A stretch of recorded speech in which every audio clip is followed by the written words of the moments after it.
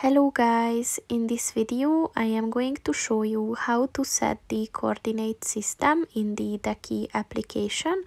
But first I just want to mention, don't forget to subscribe to my channel, because at 10,000 subscribers I am going to show you my whole YouTube revenue statistics and growth strategy, as well as how to make money online. Let's jump into it.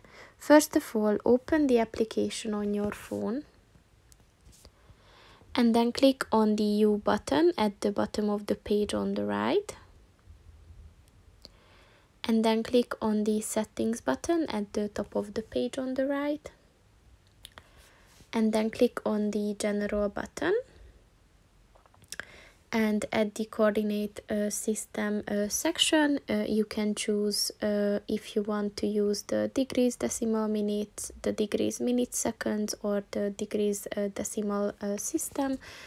So that is up to you, and then just click on the one that you want and it is set. So that's pretty much it for this video, guys. See you in the next one. Goodbye.